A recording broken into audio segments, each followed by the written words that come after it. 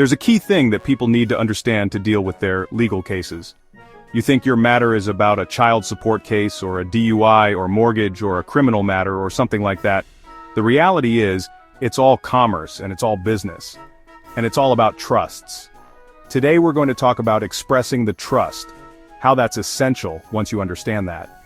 And then we're going to show you a document we've come across which we think could easily replace most of the status documents and things that are out there. I'm going to go through a lot of terminology, but I want you to get the concept of why everything is a trust when it comes to courts. So let's start. An infant is a decedent of an estate until you declare otherwise.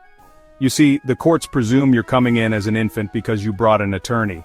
You need somebody else to represent you. You're not capable of managing your own affairs. According to the IRS manual, an infant is a decedent of an estate, or grantor, owner, or truster of a trust, guardianship, receivership, or custodianship that has yet to receive a social security number. Now let me ask you folks, is it your estate that has a social security number, or do you have one? But regardless, the infant is the estate. That's what this is saying. And we also know that there's this valuable social security account accumulating there for us. It's more than you can possibly imagine. In 1933, we went bankrupt. They took away all the money, but they had to give us remedy by holding everything in reserve.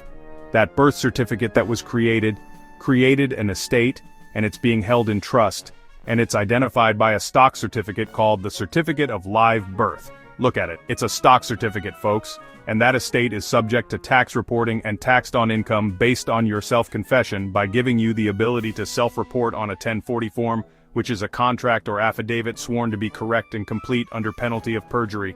Now let's look at 31 CFR 363, 6.3. It defines what a minor is, and I bet you didn't know this. You've probably only thought about the first sentence. A minor means an individual under the age of 18, but in the legal world the term minor is also used to refer to an individual who has attained the age of 18, but has not yet taken control of the securities contained in his or her minor account. This has to do with your Social Security minor account. It's called a minor account not because you're under 18, but because you haven't taken control of it.